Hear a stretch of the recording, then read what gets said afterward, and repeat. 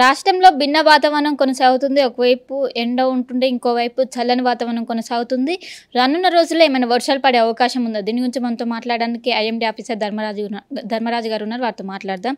Sir, భిన్న వాతావరణం కొనసాగుతుంది. ఏమైనా వర్షాలకు అవకాశం ఉందా? ప్రస్తుతం గనక చూసుకున్నట్లయితే వాతావరణ సూచికలనేవి ప్రస్తుతం తెలంగాణ రాష్ట్రంలో ఎటువంటి వాతావరణ సూచికలనేవి కనిపించడం లేదు. ప్రస్తుతం పొడిబారిన వాతావరణంతో పాటు అక్కడక్కడ స్థానికంగా ఏర్పడే వాతావరణం వల్ల కొంచెం మనకి తేలికపాటి వర్షాలు అనేవి కురిసే అవకాశం అయితే కనిపిస్తుంది. ప్రస్తుతం ఎక్కడా కూడా భారీ వర్ష సూచనలు అనేవి ఈ రాష్ట్రం మీద ఎక్కడా కూడా కనపడే అవకాశాలు లేవు. అంటే ఆగస్టు మొదటి వారంలో ఏమైనా అల్పపీడనాలు ఏమైనా ఏర్పడే అవకాశం ఉందా? ప్రస్తుతం కనుక చూసుకున్నట్లయితే రానున్న 10 రోజులు కూడా సుమారు రోజులు కూడా మనకి అంతా పొడిబారిన వాతావరణం కనిపిస్తుంది. స్థానికంగా ఎప్పుడన్నా ఏర్పడితే స్థానికంగా ఏర్పడేటువంటి తేమ వల్ల మనకి తేలికపాటి వర్షం అనేది వచ్చే అవకాశం అయితే ప్రస్తుతం కనిపిస్తుంది. సో రానున్న 4-5 రోజులు కూడా పొడిబారిన వాతావరణం. తర్వాత ఆగస్ట్ 2nd వీక్ నుంచి మనకి క్రమేపీ వర్ష తీవ్రత పెరిగే అవకాశం అయితే కనిపిస్తుంది. జూలై నెలలో మొత్తం ఎంత వర్షపాతం నమోదైంది హైయెస్ట్గా ఇటు రాష్ట్ర వ్యాప్తంగా?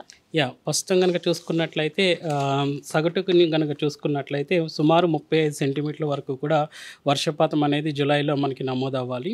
సో ఇప్పటి వరకు నమోదైనటువంటి జూన్ నుంచి జూలై వరకు కూడా నమోదైనటువంటి వర్షపాతం కనుక చూసుకున్నట్లయితే మనకి సగటున కంటే కూడా మనకి 6% వర్షపాతం తగ్గిందని చెప్పొచ్చు. 33 సెంటీమీటర్ల వరకు కూడా రాష్ట్రం అంతటా కూడా వర్షపాతం అనేది నమోదైందని చెప్పొచ్చు.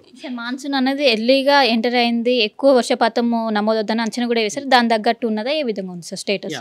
ఒక విధంగా చూసుకున్నట్లయితే ప్రామాణికంగా చూసుకున్నట్లయితే ఒక విధంగా ముందస్తు నైరుతి ఋతుపవనాలు అనేవి రాష్ట్రంలో ఎంటర్ అయిన తర్వాత దాని యొక్క కొనసాగింపును బట్టి మనకి వర్ష సూచికలు అనేవి కనిపిస్తుంటాయి. ఒక విధంగా చూసుకున్నట్లయితే ముందస్తు నైరుతి ఋతుపవనాల వల్ల మనకి చూసుకున్నట్లయితే మేలో మనకి కొంచెం వర్ష తీవ్రత పెరిగినప్పటికీ కూడా తర్వాత చూసుకున్నట్లయితే క్రమేపీ వర్ష తీవ్రత అనేది మొదటి వారం మినహాయించి తర్వాత సుమారు మనకి 12-13 రోజుల వరకు కూడా పొడిబారిన వాతావరణం, తర్వాత క్రమేపీ వర్ష తీవ్రత పెరిగింది.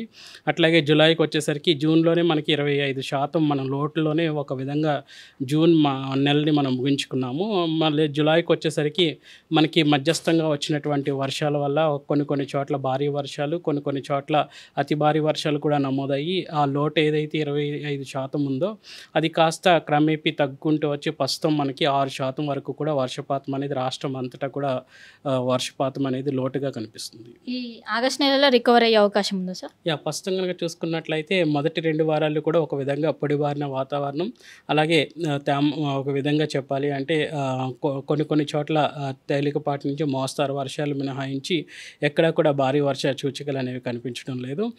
తర్వాత 2వ వారం నుంచి క్రమేపీ వర్ష తీవ్రత పెరిగే అవకాశం అయితే స్పష్టంగా కనిపిస్తుంది. అంటే రానున్న వారం రోజుల పాటు పొడి వాతావరణం అంటే రైతులకు ఏం చెప్తారు? ఈ సమయంలో ఏ విధంగా ఉండాలి? ముఖ్యంగా చూసుకున్నట్లయితే ఒక విధంగా రైతులు కూడా ఇటు వ్యవసాయ యూనివర్సిటీస్ కానీ వ్యవసాయ శాఖ మన ఆయా డిస్టిక్ అధికారులు కూడా భూమి యొక్క సారాన్ని బట్టి పంటలు వేయమనేసి రైతులకు సూచించడం కూడా జరుగుతుంది. మనం కూడా వాతావరణ శాఖ నుంచి యొక్క బులెటిన్స్ అనేవి వారానికి 2 సార్లు ఈ యొక్క వ్యవసాయానికి సంబంధించి 2 సార్లు విడుదల చేస్తూ ఉంటాము.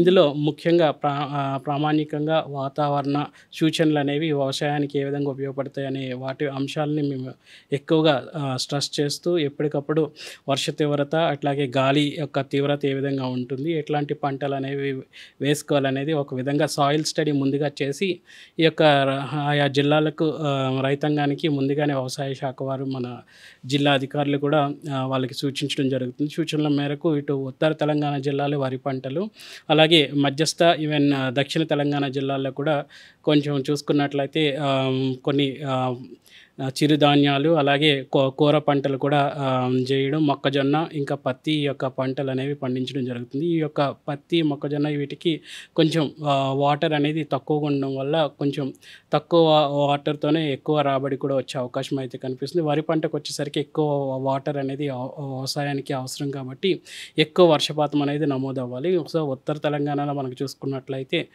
కొంచెం ఒక విధంగా చెప్పాలి అంటే 5% లోటుగానే వర్షపాతం ఉన్నప్పటికీ కూడా ఒక విధంగా ఉత్తర తెలంగాణలోనే ఎక్కువగా వర్షపాతం అనేది కూడా నమోదవుతుంది.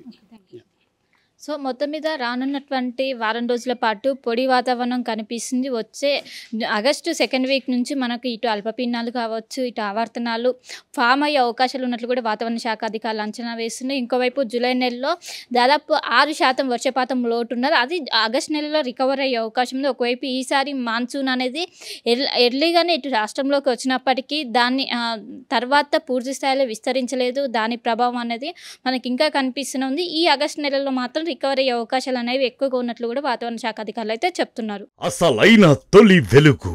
ఫాలో వాట్సాప్ @తొలి వెలుగు official.